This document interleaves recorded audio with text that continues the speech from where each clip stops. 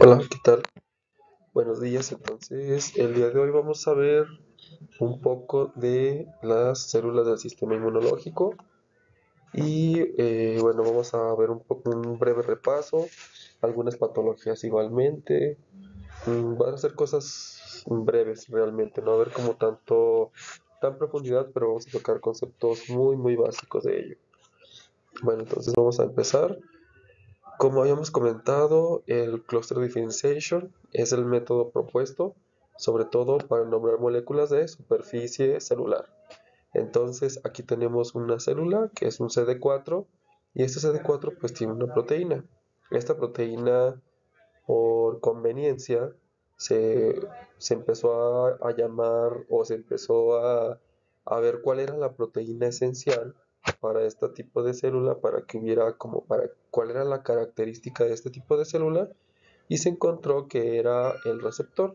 A este receptor se le puso el CD número 4. Entonces, por eso cuando tenemos el CD4 hablamos de linfocitos cooperadores, y así dependiendo de todo lo que hablemos vamos a estar diciendo sobre todo qué tipo de CD es, ¿sí? Mm, Nada más es por conveniencia, es por laboratorio, no significa nada más, sola vez. Y estos son reconocidos obviamente mediante anticuerpos monoclonales. Y aquí tenemos, por ejemplo, dentro de la nomenclatura, que un linfocito T sería CD3 positivo, CD4 positivo, CD8 negativo, y este sería un linfocito T, CD4, o linfocito helper o cooperador. Todos deberían de ponerse el que no es positivo, o sea, el CD8 negativo. Pero, pues por conveniencia, lo podemos llamar solamente linfocito T, CD4 positivo, sin el CD8 negativo. Eso es algo también que van a encontrar frecuentemente. Y bueno, sobre todo del desarrollo de las células, pues sabemos que hay un progenitor, una célula madre totipotencial o multipotencial, y de ahí se van a derivar dos tipos de progenitores, que es el linfoide y el mieloide, ¿no? El linfoide, pues básicamente sabemos que de aquí derivan los linfocitos B y T, y también la natural killer. Y del progenitor mieloide, pues aquí va a dar todas las demás células, que es el mastocito, el eritrocito, obviamente antes es el reticulocito, y las plaquetas igualmente. La célula previa del desarrollo previo, pues va a ser el megacariocito, y la otra línea son los mieloblastos, que si se dan cuenta, vean, en los mieloblastos está el basófilo, el eosinófilo, el neutrófilo, y aquí está el monocito que también deriva. Y bueno, aquí tenemos como un poquito de duda si la célula dendrítica deriva directamente del monocito o como tal directo del mieloblasto. Pero bueno, esa es una duda que igual tampoco es como tan importante, solamente para ver de cuál deriva la mieloide. Aquí la célula dendrítica. Aquí la célula dendrítica parece ser que dependiendo de cuál sea, porque hay varios subtipos de células dendríticas, puede derivar del mieloblasto directamente o de los monocitos. Entonces realmente es como solamente para que lo tengan en consideración. Entonces vamos a hablar un poco de los fagocitos. Bueno, los fagocitos básicamente los que encontramos son las células dendríticas, que sí fagocitan como tal, pero solamente para encontrar antígenos. No tienen un estallido respiratorio que no es tan eficiente, pero sí para procesar sobre todo algunas bacterias. Bueno, muchas bacterias. Los macrófagos, que sabemos que son lo que son los fagocíticos por excelencia, las células fagocíticas por excelencia, y los neutrófilos, que tienen varias cosas, no solamente fagocitosis, ¿no? Entonces, ¿cuál es la función principal de la fagocitosis? Pues va a ser ingerir y destruir los antígenos de tejidos dañados. Al fin de cuentas, va a haber varios pasos. Principalmente tenemos que ver reclutamiento. De esto vamos a hablar en la siguiente clase, de cómo las células tienen que salir del torrente sanguíneo o de la médula ósea y tienen que ir hacia los sitios de infección. ¿Cómo lo tienen que hacer? Pues hay moléculas, ¿no? Lo mismo que hemos comentado, siempre va a haber señalización mediante citocinas o interleucinas, y siempre va a haber un receptor. Entonces, por ello mismo, siempre tenemos que hablar de reclutamiento. Reconocimiento de antígenos y activación. ¿Cuáles son, o que de los receptores que hemos visto, principalmente los receptores tipo TOL, aunque prácticamente todos los receptores de la inmunidad innata van a fungir como reconocimiento de antígenos, ya sea de proteínas de algunas células, sobre todo de bacterias extracelulares, o incluso de señales de daño. Estos no solamente los van a detectar, sino que van a mediar el citoesqueleto o la recombinación o reordenamiento del citoesqueleto para que haya una activación.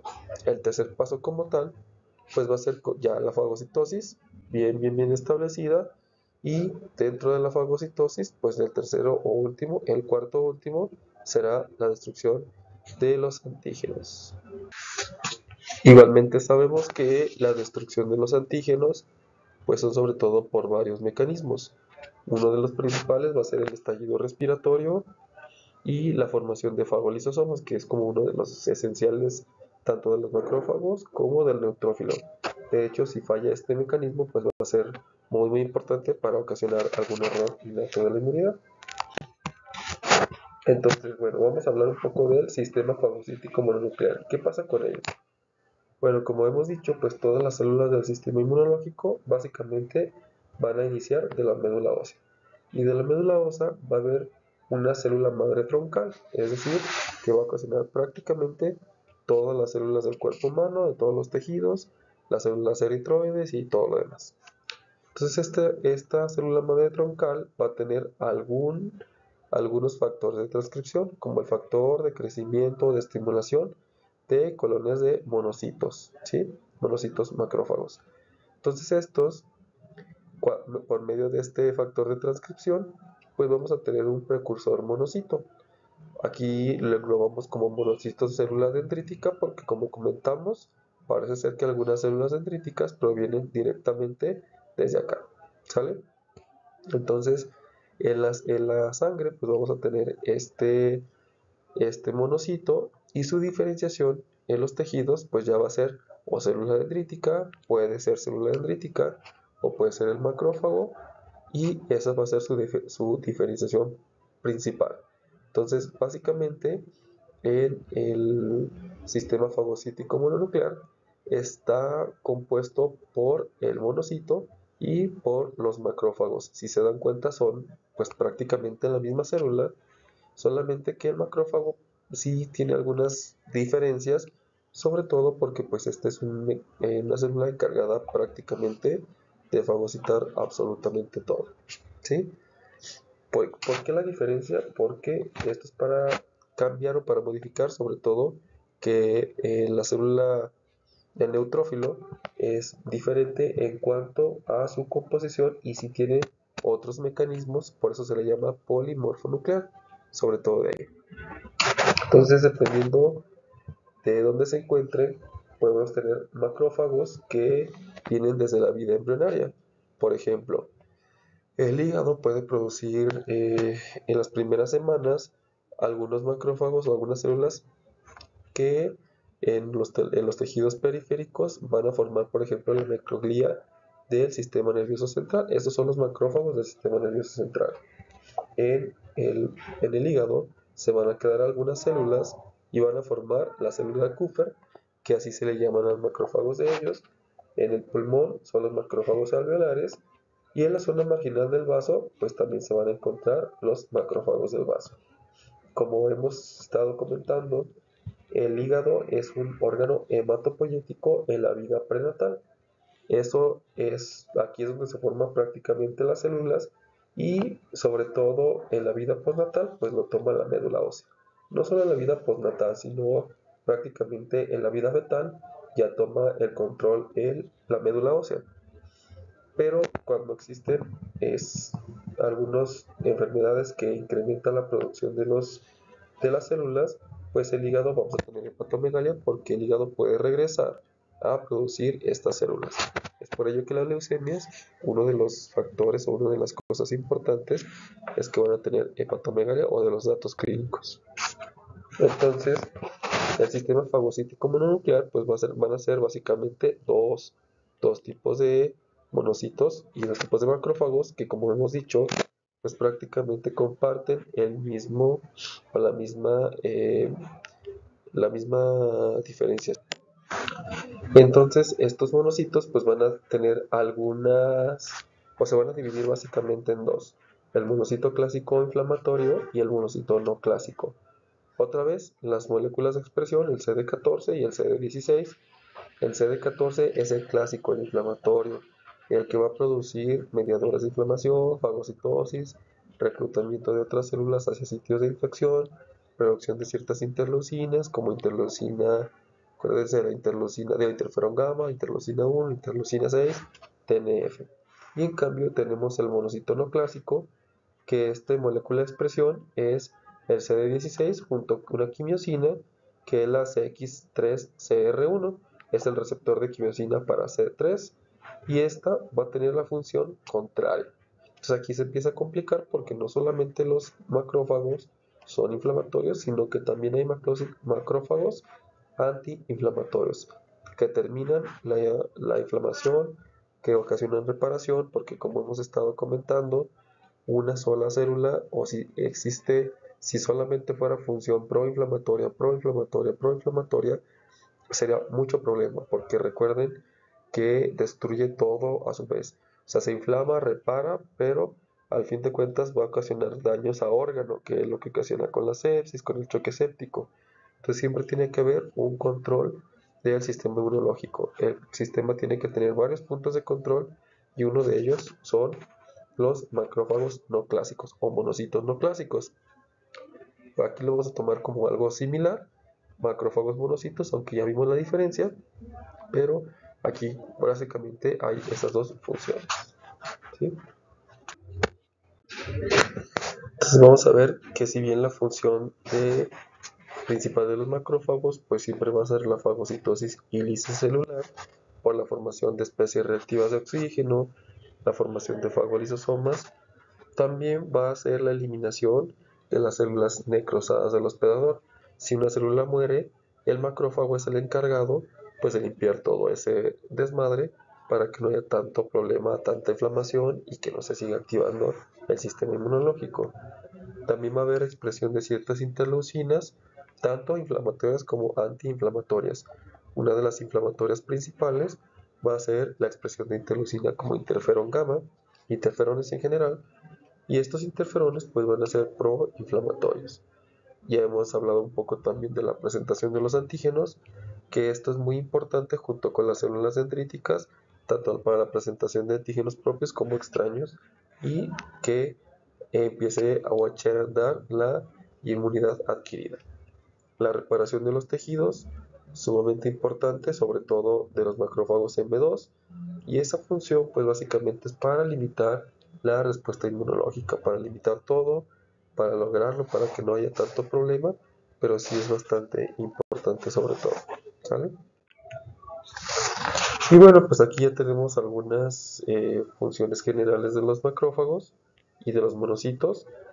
Sobre todo, vean, si tenemos, por ejemplo, en cuanto a la fagocitosis o endocitosis, los macrófagos N1 que producen interferón gamma, pues ellos incrementan la fagocitosis y también disminuye la activación del complemento un poco, o disminuye la fagocitosis por activación del complemento. Aquí hay bastantes vías de la fagocitosis y uno sabemos que es mediadas por inmunoglobulinas y complemento. En cambio, sobre todo en los macrófagos M2, pues va a disminuir la fagocitosis por la producción de las interleucinas 4 y 13. Y aquí, este tipo de monocitos o de macrófagos incrementa la producción de citocinas. Autofagia, los macrófagos M1 la van a inducir y los macrófagos M2 la van a disminuir. La fusión de los macrófagos, la fusión sobre todo me refiero a la unión de fagolisosomas, pues incrementa principalmente en cuanto a los macrófagos M1. En cambio los macrófagos M2 pues inhiben la fusión y hay disminución de producción de interferón gamma. El óxido nítrico también es principalmente, este se induce en los macrófagos M1 y en los macrófagos M2 va a ser el efecto contrario, que va a ser suprimir la inflamación. ¿Quién la suprime? Sobre todo la respuesta contraria, que se va a hacer los linfocitos Th2. En cuanto a la destrucción, por ejemplo, de la replicación viral, los macrófagos M1 pues van a inhibir la replicación viral. En cambio, también los macrófagos M2 los disminuyen. Básicamente lo que tienen que saber es que los M1 van a ser proinflamatorios y los M2 antiinflamatorios, aunque conservan algunas funciones, sobre todo para que no haya mayor replicación, mayor problema, incremento de las infecciones. ¿Sale? Las interleucinas. Sobre todo sabemos que algunos macrófagos o que muchos de los macrófagos producen interleucinas, dependiendo de si son M1 o M2.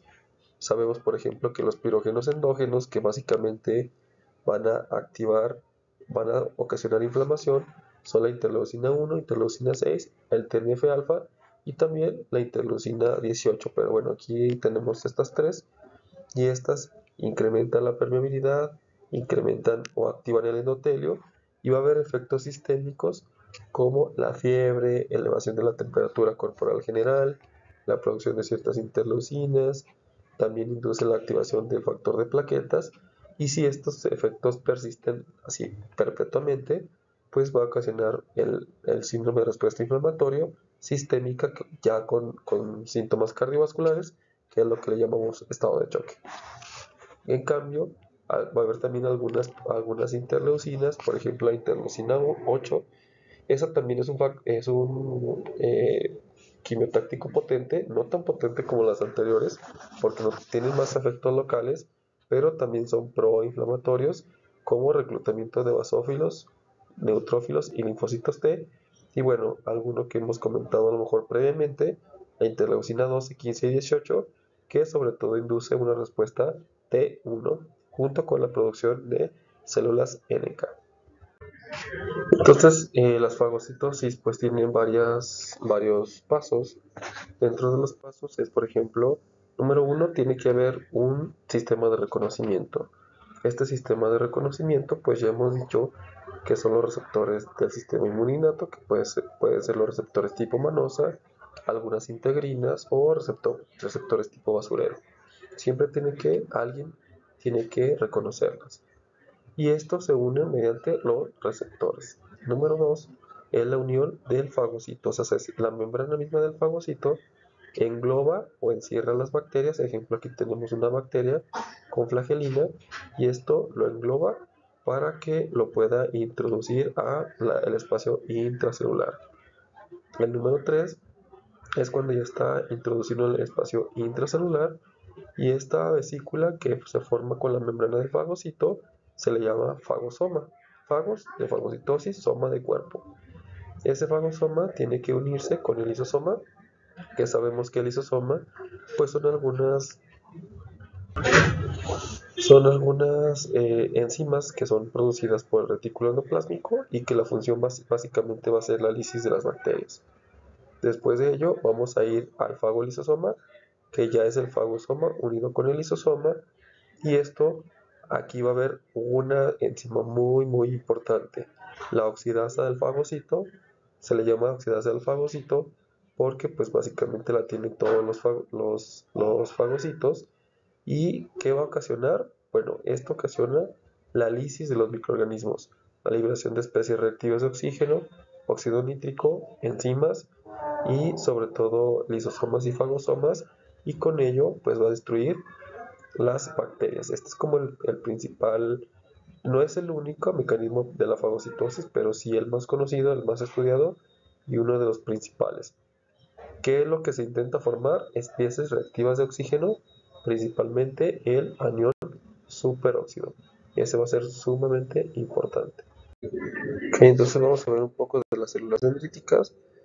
Dijimos que las células dendríticas pues es la célula presentadora por excelencia. Tiene la capacidad de iniciar, mantener, vincular la respuesta innata con la adaptativa y también tiene la capacidad de producir ciertas citocinas como interferones y prácticamente producen todos, absolutamente todos los receptores tipo TOR. ¿Sí? No, perdón, no los producen, sino que expresan los receptores tipo TOR.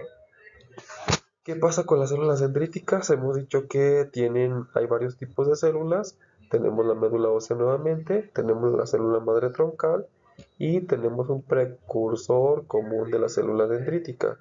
Este precursor común se llama precursor monocito célula dendrítica, y aquí, número 1, o da el monocito o puede dar directamente la célula dendrítica, ¿no?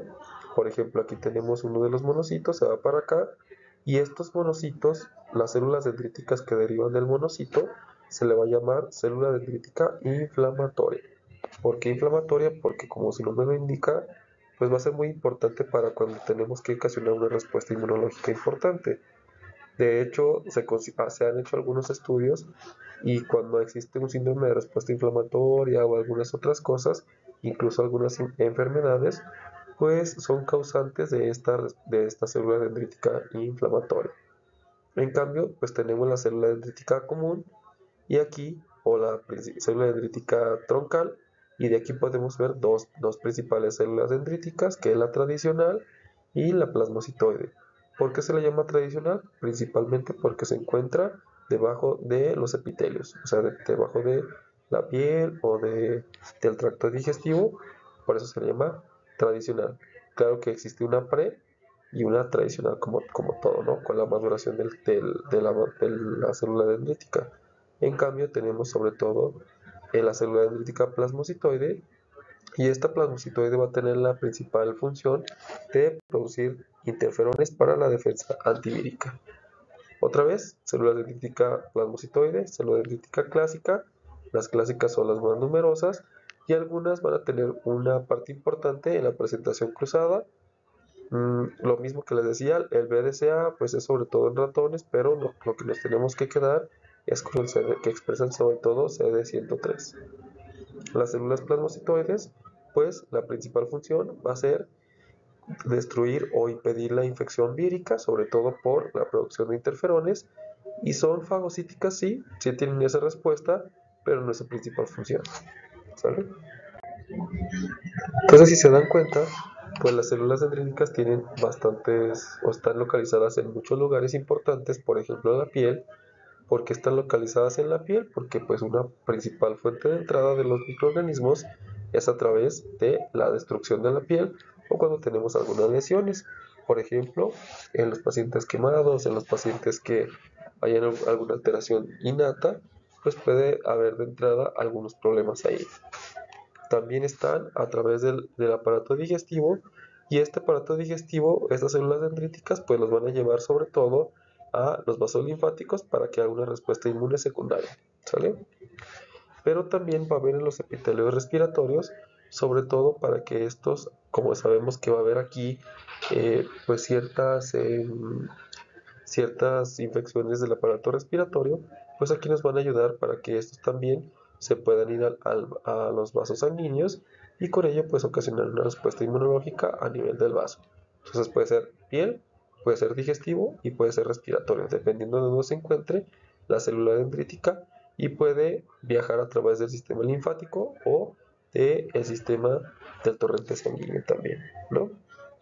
Y bueno, al fin de cuentas, pues lo que va a ocasionar sobre todo es la proliferación o el inicio de la respuesta inmune secundaria. Si es vía linfática, va a ser al ganglio linfático, y si es vía hematógena, va a ser al vaso. ¿Qué pasa con los granulocitos? Bueno, ya hemos estado comentando también que el sistema fagocítico polimorfonuclear, pues son básicamente los neutrófilos, ¿no? Algunas características, pues es la población de leucocitos más abundantes y es la primera célula que llega al sitio de reacción inflamatoria. Estos tipos tienen varios factores de transcripción, principalmente el factor de crecimiento de colonias de granulocitos, el factor de crecimiento de colonias de granulocitos macrófagos y algunas interleucinas que medían su reclutamiento, principalmente la interleucina 6. La vida al medio en los tejidos es de 1 a 2 días, pero en sangre van a ser de 3 a 6 horas. Por eso, si ustedes toman una biometría hemática y no la procesan en las primeras 6 horas, puede haber una neutropenia. Eso es muy frecuente, ¿eh? Que cuando piden una biometría hemática, por la falta del procesamiento, pues haya una neutropenia. Y bueno, aquí tenemos el desarrollo de los neutrófilos, que otra vez viene a partir de la médula ósea, Y la granulopoiesis, pues hay varios estadios, no es necesario que se lo sepan así como totalmente, solamente es como que vean que hay unos neutrófilos maduros y que también, pues dependiendo del estadio en el que se encuentre, pues vamos a tener gránulos primarios, gránulos secundarios o específicos y gránulos terciarios o de gelatinasa. Y aparte ya madura, la célula va a tener vesículas que secretan algunas cosas importantes, ¿no? ¿Qué pasa en el endotelio? Bueno, todas las células, como hemos estado comentando, en el endotelio, pues tenemos que tener un neutrófilo maduro, tiene que llegar al sitio de infección, sobre todo para que haga ahí todo lo que se tiene que hacer, ¿no? Tiene que ahí como que tiene que mejorar, tiene que estar ahí en el sitio para eliminar las bacterias, para eliminar los microorganismos, y es por ello que es muy importante sobre todo esto. Entonces aquí tenemos varios pasos que vamos a ver en otra clase, pero básicamente es el rodamiento, la adhesión, la transmigración, y esto tiene que llegar mediante modificaciones del endotelio, sobre todo la producción de las interleucinas y algunos mediadores lipídicos. Entonces, ¿qué pasa? Aquí tenemos algunas funciones de los neutrófilos y sabemos que los neutrófilos pues tienen, como comentamos, todos estos gránulos, ¿no? ¿Cuáles son las principales enzimas proteolíticas? La enastasa del neutrófilo y la catepsina G. De hecho, estas dos lo que ocasionan pues es sobre todo la formación de netosis. Y aquí, sobre todo cuando tenemos con la interacción con algún patógeno, pues va a haber degranulación. O sea, se van a liberar estas enzimas, la elastasa entre otras cosas, junto con la catepsina G, y esas lo que va a ocasionar sobre todo pues es que haya degranulación. La degranulación pues sobre todo va a liberar esas enzimas. Otra de las cosas importantes va a ser la fagocitosis. Los neutrófilos también tienen fagocitosis y estos es a través de la unión del fagosoma con el lisosoma y el estallido respiratorio. Y la otra función específica de los neutrófilos, que es así, casi solo se encuentran los neutrófilos, son las netosis, las trampas extracelulares de los neutrófilos. Estas trampas extracelulares es como la última opción prácticamente de los neutrófilos, y eso tienen la función es que vierten todo lo de su núcleo, toda la cromatina la condensan, la vierten, por eso de ahí su nombre de trampa, y esto pues tiene DNA, histonas, gránulos específicos que son bastante tóxicos para los microorganismos y los eliminan. Se dice, antes se creía que si tenían netosis, pues era como que la última parte de los neutrófilos. Ahora se sabe que pues no es tan así, pero que sí es como bastante importante, o se tiene como que una repercusión muy importante en los neutrófilos de que prácticamente sí pueden morir. Eh, no es tan bueno que haya tanta netosis, porque parece ser una de las vías de la autoinmunidad es precisamente que este DNA, al estar afuera, ocasiona una respuesta inflamatoria. Si está dentro de la célula y esta célula se muere de forma silente, como es la autofagia, pues no va a haber problema. Pero si se muere de una forma no silente, pues va a ocasionar una respuesta inflamatoria bastante importante, que quizá no sea tan bueno para el sistema inmunológico y para el organismo. Entonces vamos a ver un poco de errores innatos de la inmunidad, sobre todo de la patología que hemos estado viendo. Los errores innatos de la inmunidad se llaman así porque eran anteriormente llamados inmunodeficiencias, pero el término inmunodeficiencia parece que le falta algo, que como que algo no se generó bien. Sí es así, o sea, sí le falta algo, pero no solamente le falta, sino que hay sobreexpresión de otras cosas, incluso pueden ocasionar autoinmunidad, que es algo como contradictorio, y por eso se le llama actualmente error innato de la inmunidad. Cada 2 años se hace una nueva clasificación para actualización sobre todo de ello, y esto se hace por la Organización Internacional de Inmunología Clínica, la UIS. Entonces aquí tenemos que estamos en el grupo 5. Hay 9 grupos y vean, en los efectos funcionales sin síndromes asociados, aquí encontramos la enfermedad granulomatosa crónica. Aquí encontramos la característica y los defectos genéticos hasta ahora encontrados. ¿Sí? Vamos a hablar un poco de la enfermedad granulomatosa crónica. ¿Qué es la enfermedad? Bueno, es un error innato de la inmunidad que su prevalencia se afecta a 4 a 5 nacimientos por millón de habitantes en Norteamérica. Vean, no es tan poco común. O sea, si se estudia bien las cosas, podemos encontrar muchas otras, una prevalencia mucho mayor. ¿Qué es o por qué se caracteriza este tipo de enfermedad? Porque hay infecciones bacterianas y fúngicas. De lo infeccioso son bacterias y fúngicas, pero también hay autoinflamación. ¿Por qué se da?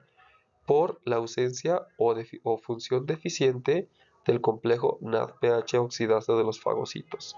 Es decir, no se ocasiona el estallido respiratorio adecuadamente por este complejo. Se llama complejo porque son 5 enzimas que aquí están bien delimitadas: la glucoproteína 91, la P22, P47, P67 y P40. Estos forman el complejo NADPH oxidasa. De hecho, hay una sexta enzima que es la EROS, la que estabiliza las especies reactivas para que se produzca el estallido respiratorio. Pues, mediante el oxígeno, pues lo que se forma es principalmente el anión superóxido para la eliminación de las bacterias. Eso es lo que quiero que se sepan únicamente. Entonces, si este complejo NADPH oxidasa no se produce adecuadamente, no hay un estallido respiratorio adecuado y por lo tanto va a haber un problema en el sistema inmunológico. Siempre hay problemas, siempre, siempre, siempre, siempre. Entonces, ¿qué pasa? No solamente va a haber deficiencia, sino va a haber una inflamación excesiva. ¿Por qué? Por una falla de la eferocitosis. ¿Qué es la eferocitosis? Es el aclaramiento de las células muertas, como por ejemplo los neutrófilos muertos, por medio de algunas células como los macrófagos. Cuando ya los neutrófilos terminaron su función, eliminaron el patógeno, tiene que ser eliminada mediante algo. Alguien la tiene que eliminar y en este caso son los macrófagos, perdón. Entonces los neutrófilos apoptoicos, o sea que ya están prácticamente muriendo, no externalizan una proteína conocida como OXPS. Esta proteína OXPS, pues es un receptor o un señalador para los macrófagos para su eliminación.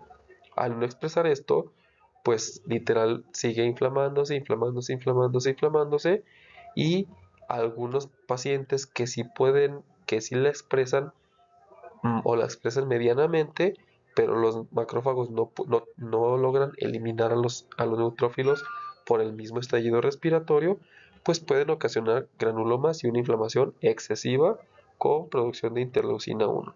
Entonces aquí tenemos el neutrófilo, tenemos ya toda la función y aparte tenemos que la FOX, o sea, vean aquí, los gránulos azurófilos y el anión superóxido, pues van a ocasionar degradación de las histonas, o degradación de las histonas en los neutrófilos, en las trampas extracelulares de los neutrófilos. El neutrófilo puede tener toda su función de rodamiento, de apedesis y demás, y aparte más o menos eliminar los microorganismos mediante otros mecanismos, por ejemplo la formación de trampas extracelulares, pero esas trampas extracelulares, como están ahí, son señales para que las células dendríticas lo reconozcan, para que los macrófagos lo reconozcan y ocasionen una inflamación constante, inflamación constante. Acuérdense que aquí no es la ley de todo o nada, sino que puede haber un poco de esta alteración, ¿sí? Esa es la primera fase, o sea que tengamos que sí haya cierto estallido, pero que no se puedan eliminar principalmente las trampas extracelulares, ocasionando una inflamación excesiva, producción de interleucina 1, interleucina 6, pirógenos endógenos y haciendo un ciclo constante, constante, constante, constante, ¿sí? Entonces aquí tenemos, vean, la fase 1, pues tenemos el neutrófilo activado, formación de especie reactiva de oxígeno, y bueno, como se dice, es ya sea que se muera intracelularmente los neutrófilos mediante la producción de especies reactivas de oxígeno, o extracelular mediante la producción de netosis, tiene que eliminarse el patógeno. Pero una vez el trabajo hecho, Incluso se han encontrado que hay FOX o NADPH oxidasa solamente de los macrófagos, entonces imagínense lo que ocasiona. Si los macrófagos no tienen esta FOX, pues va a haber mucho problema si los neutrófilos no expresan esa proteína, que es la OXPS, que es la fosfatidilcerina, la externalización de la fosfatidilcerina, pues el macrófago no lo va a reconocer y por tanto no lo va a eliminar. Y por tanto, una vez que elimine este neutrófilo, pues va a ocasionar supresión de la inflamación. Al no haber la eliminación de estos neutrófilos, la inflamación continúa. Entonces, la eferocitosis es el aclaramiento de los neutrófilos por medio de los macrófagos. Si no hay un receptor adecuado, pues va a haber deficiencia de ello. ¿Sí? Y bien, aquí sobre todo, pues aquí tenemos algunas de las características de las infecciones en la enfermedad granulomatosa crónica. ¿Por qué son? Básicamente la mortalidad de estos pacientes son por estas 5 bacterias: Staphylococcus aureus, Mucorales cepacia, Serratia marcensis, Nocardia y Aspergillus. ¿Por qué? Como dijimos, pues es falta del estallido respiratorio. Y hay bacterias que ese mecanismo de defensa es sumamente importante. Por ejemplo, las bacterias catalasa positivo. Si tú tienes o si hay una bacteria catalasa positivo, básicamente la función se dará por el estallido respiratorio. Entonces, por ejemplo, estas cinco bacterias, bueno, hongos y bacterias, pues son catalasa positivo y por ello van a ser los pacientes con enfermedad granulomatosa crónica que tienen alteración a nivel de la NADPH oxidasa, pues va a haber gran problema para la eliminación de estos patógenos. Los Staphylococcus aureus ocasionan linfadenitis y abscesos hepáticos recurrentes.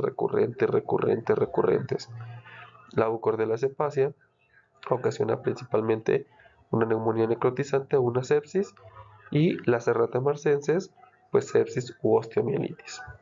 Nocardia y Aspergillus ocasionan sobre todo infiltraciones tardías al sistema nervioso central o sobre todo meningitis tardías. Son esas meningitis que no son tan frecuentes, que tienen síntomas como medios a lo largo del tiempo, tienen síntomas como medios continuos, no son al 100% y esas cosas, y son sumamente importantes por ello. Entonces, básicamente el 90% de las muertes es a través de estos microorganismos. ¿Sale? Entonces, por último, por esta clase vamos a hablar de los mastocitos. ¿Qué pasa con los mastocitos? Bueno, la función principal, ya hemos dicho que son las infecciones o la defensa de las infecciones parasitarias, y su función anormal pues son las reacciones alérgicas. Esto tiene sobre todo el c-Kit, que es como esencial para su desarrollo, es un marcador muy esencial para su desarrollo, y su localización principal se encuentra junto a vasos sanguíneos y nervios. Producen varios mediadores, por ejemplo histamina, que histamina son mediadores preformados. Estos tres, la histamina incrementa la permeabilidad vascular, el edema ocasiona vasodilatación, secreción de moco, prurito también ocasiona, ¿sí? También hay heparina, que esto ocasiona activación de fibroblastos, es un anticoagulante y ocasiona también migración de las células por el endotelio. Y también a su vez triptasa, que está sobre todo pues expresa las moléculas de adhesión intracelular, la producción de algunas quimiosinas como las XL8, que esto sobre todo potencia o el reclutamiento de los neutrófilos y potencia algunas acciones de la histamina. Pues hay varios mecanismos, pero lo que quiero que vean de esta diapositiva es que existen 3 tipos de activación mediadas por IgE. Los mastocitos tienen una activación mediada por IgE y una no mediada por IgE. ¿Qué pasa con la activación mediada por IgE? Bueno, aquí tenemos que tiene que haber un antígeno, tiene que haber el receptor del mastocito, el receptor tipo IgE, de hecho se le llama receptor de alta afinidad de la IgE, tiene que estar la IgE y el antígeno. Entonces, esta forma de activación se le llama puenteo, IgE, receptor de alta afinidad, IgE y puenteo. O sea, todo eso tiene que haber. tiene que haber dos receptores, tiene que haber dos IgEs y tiene que haber el antígeno. Siempre esta estructura para que se active el mastocito, si no, no se activa. La segunda forma es que se active mediante una IgG, lo mismo que tengamos el receptor de alta afinidad, que tengamos la IgE y aquí se activa por una IgG, ya sea por un antígeno o por una IgG. Y el tercero es que no tenga una IgE, que se active directamente al receptor, de alta afinidad. Bueno, ¿qué es lo que se activa? Pues va a haber alguna degranulación, va a haber liberación de ciertas cosas, por ejemplo, de los mediadores preformados que ya hablamos, de los eicosanoides, que son sobre todo las prostaglandinas y los leucotrienos, esos se van a liberar en minutos, y también de las interleucinas, pero esos van a tardar horas, como la interleucina 4, interleucina 5 y el TNF, entre otros. Entonces aquí tenemos formas de activación, ¿no? Dijimos que hay una activación mediada por IgE, a lo cual se le ha llamado también activación inmunológica, pero que tenemos una activación no inmunológica. ¿Para qué? Para la degradación, para que se viertan todos, absolutamente todos, pues los mediadores preformados, no preformados. Vean, aquí tenemos que la forma no inmunológica, pues es mediante los receptores tipo TOL, los receptores del complemento, receptores opioides, también sobre todo, por eso a algunos pacientes les ocasionan urticaria, el receptor de plaquetas, el receptor X2 asociado a proteína G relacionado con el mastocito, que sobre todo esta se activa mediante los fármacos y también vean, tienen estrógenos y andrógenos, ¿sí? Entonces tenemos receptores inmunológicos y receptores no inmunológicos. Solamente es como lo que sepan, lo demás no es como tan importante, pero sí que por eso es que a veces no todo es mediado por IgE. De hecho, lo más frecuente es no mediado por IgE.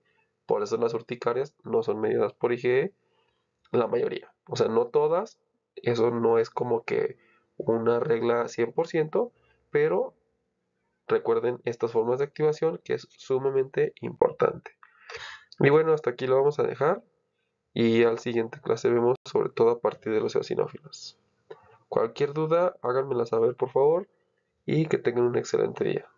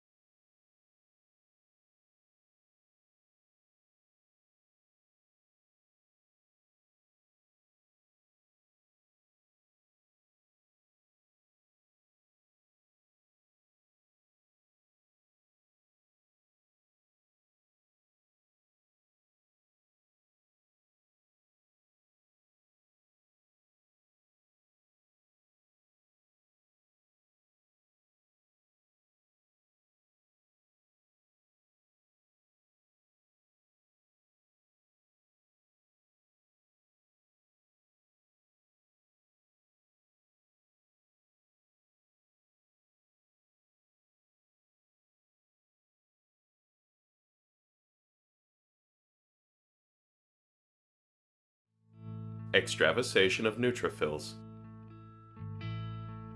White blood cells circulate in the blood, searching for pathogens within our bodies.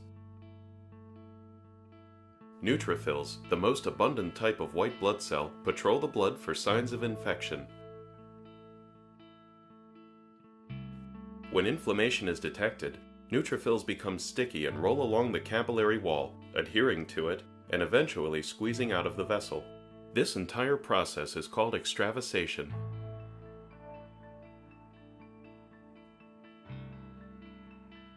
Extravasation begins when chemokines are released by immune cells at a site of injury or inflammation, activating the endothelial cells of nearby capillaries to express adhesion molecules. Neutrophils respond to the adhesion molecules by expressing counter receptors, which produce a weak interaction between the neutrophil and endothelial wall. The neutrophil adheres slightly to the vessel wall, rolling along the surface. This movement is possible through unique molecular interactions between neutrophils and the endothelial cells. The neutrophils are slowed down by the formation of weak transient bonds between sial-Lewis X, a carbohydrate expressed by neutrophils, and selectins, adhesion molecules produced by endothelial cells. The force of blood flow causes neutrophils to roll along the endothelium, causing new interactions to form while old ones break. Eventually, tight binding occurs when integrins known as LFA1 on the neutrophils undergo a conformational change, causing them to bind firmly with endothelial adhesion molecules called ICAM1. With the neutrophil firmly adhered, diapedesis, the process of neutrophils exiting between endothelial cells, can begin. Once outside the blood vessel, the neutrophil migrates to the infection, guided by chemical signals.